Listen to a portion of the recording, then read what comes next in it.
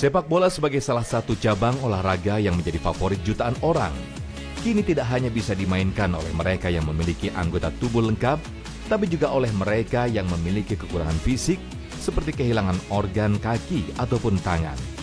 Nah, bagi para penyandang disabilitas seperti mereka, istilah yang digunakan adalah sepak bola amputasi. Sejak 2018, sepak bola amputasi bernaung di bawah INAF, Indonesia Amputee Football Association, atau Persatuan Sepak Bola Amputasi Indonesia. INAF sendiri sudah memiliki tim nasional yang mewakili Indonesia di ajang Piala Asia maupun Piala Dunia Sepak Bola Amputasi. Hebatnya, Timnas Garuda INAF berhasil lolos ke Piala Dunia Sepak Bola Amputasi 2022 di Turki Oktober mendatang setelah mengalahkan Bangladesh dan Malaysia. Para Garuda Muda berhasil menempati peringkat kedua babak penyisihan zona Asia Timur di bawah Jepang setelah mengumpulkan 6 poin hasil 3 pertandingan di babak kualifikasi. Bravo Tim Nasional Sepak Bola Amputasi Indonesia. Luar biasa sekali.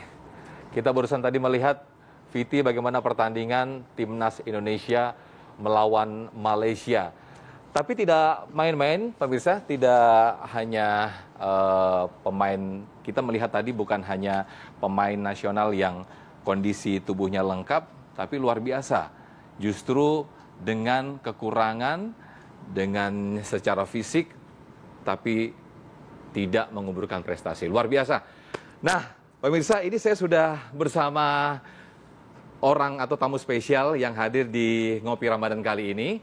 Alhamdulillah sudah hadir bersama Bang atau coach kita, Bang Muhammad Syafi'i. Assalamualaikum. Assalamualaikum warahmatullahi wabarakatuh. Dan juga Kapten Timnas Amputasi Indonesia ya, Mas Aditya. Assalamualaikum Mas Aditya. Waalaikumsalam. Sehat? Sehat, alhamdulillah. Alhamdulillah, Masya Allah. Gimana rasanya ketika bisa lolos masuk ke Piala Dunia ya? Gimana Mas? Bersyukur banget sih intinya, teman-teman juga, karena apa ya, ini pertama kali kita kualifikasi Piala Dunia, tetapi teman-teman bisa membuktikan gitu, kita mampu lolos untuk Piala Dunia. Masya Allah, luar biasa. Ini di Turki ya? Ya, di Turki. Turki ya Mas Aditya. Nah, nih Coach Syafi'i, ada Ustadz Latif yang akan hadir. Biasanya suka ngopi di sini. Assalamualaikum warahmatullahi wabarakatuh. Waalaikumsalam warahmatullahi wabarakatuh. Kopi Toraja. Toraja Ji, seperti biasa Ji. Ya. Mantap. Tahu aja Pak Ustadz nih, nyium aromanya. Ya. Alhamdulillah. Gimana Silakan kabar? Ustadz. Alhamdulillah, sehat Ustadz. Nih Ustadz, ini kita spesial banget nih Ustadz. Ada kedatangan tamu yang luar biasa sekali.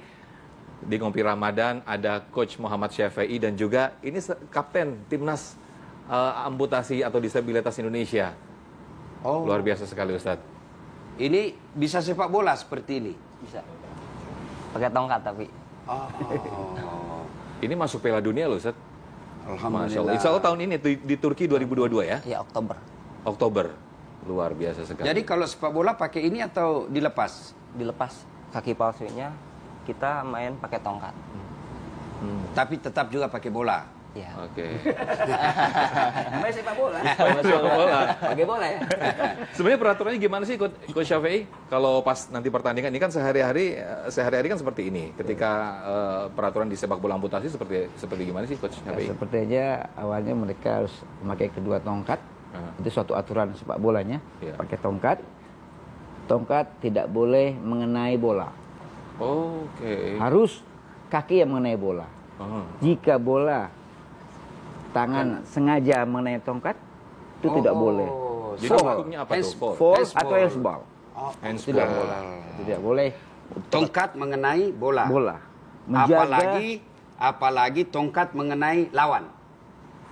semua namanya tongkat tidak boleh mengenai bola, tidak boleh mengenai tongkat terkecuali tidak sengaja. Bola tetap play, tetap main. Kalau tongkatnya misalnya lawan saya, tak. Nah, itu lebih ya. Itu red card. Jadi bukan main bola. Jadi main tongkat-tongkatan nanti. Berarti ini lebih bahaya lagi sebab dia punya tongkat. Betul, ya, betul. stabilitas emosinya harus lebih kuat lagi karena dia punya alat, kan? Allahu Akbar. Emosi dikunci Ustaz. Ya. Emosi dikunci dulu. Emosinya dikunci agar tensi harus rendah. Kalau karena nanti kalau dia main bolanya di tackle dari lawan bisa gini ya, makanya emosinya ditekan sama kita, dipres lagi. Maaf pelatih, namanya siapa dek? Adit.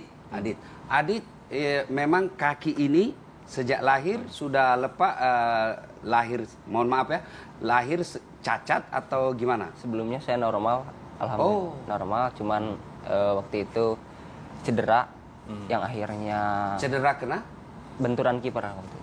Karena sepak Jadi bola memang juga. awalnya pemain sepak Pemain bola. bola. Waktu masih utuh Iya. kakinya. Sebelum disabilitas kan, non disabilitas. Waktu itu saya ada pertandingan persahabatan di kuliah di kuliah antar kampus. Ya. Kena benturan kiper, cedera, terus cedera berkepanjangan yang akhirnya infeksi. Ya terakhir harus diamputasi. Coach, apa namanya tadi kan karena gara-gara kecelakaan jatuh cedera ya. Rata-rata dari anggota timnas itu sendiri memang karena cedera atau gimana sih Coach? Mayoritas itu musibah ya, musibah kecelakaan lah ya. Yang beberapa orang ini yang dari lahir. Tidak semuanya yang dari lahir.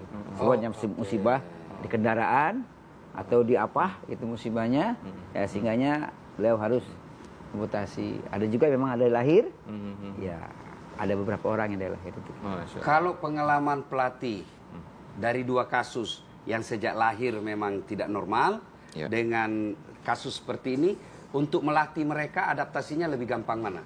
Semua sama. Oh sama. Karena sama-sama pegang tongkat. Karena pengaruhnya memang tidak kan kaki tidak bisa digunakan yang satu. Jadi Asumsi saya itu lebih gampang melatih yang sejak kecil, sejak lahir, sebab mereka sudah lama dia beradaptasi ketimbang pada usia remaja seperti sekarang, karena dia perlu waktu beradaptasi, baru mengalami. Bayangkan dari ada kaki tiba-tiba hilang, itu pertama kan harus beradaptasi, punya kaki satu. Itu. Nah sekarang dalam Islam, Adit, segala sesuatu kejadian yang kita tidak mau tapi Allah kasih, itu namanya musibah. Betul. Ada sesuatu yang Allah berikan, nah memang kita mau, itu namanya nikmat. Ya kan? Saya mau naik kelas, ya kan? Dapat gelar doktor, Allah kabulkan. Itu namanya nikmat. Nikmat, ya kan? Tapi ada sesuatu yang saya tidak mau, tapi Allah kasih, itu musibah.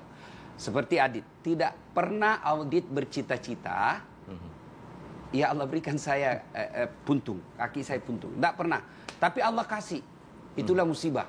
Nah, musibah ini hakul yakin, tidaklah Allah bebankan suatu beban kepada hambanya.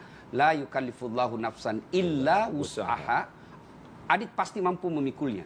Dan ternyata ini, alhamdulillah, Mas Adit Allah berikan untuk seperti ini. Dan hebatnya lagi Mas Adit, alhamdulillah, bisa bangkit dan mengukir prestasi. Masya Allah. Subhanallah, Allah tidak menilai orang masuk surga berdasarkan fisiknya.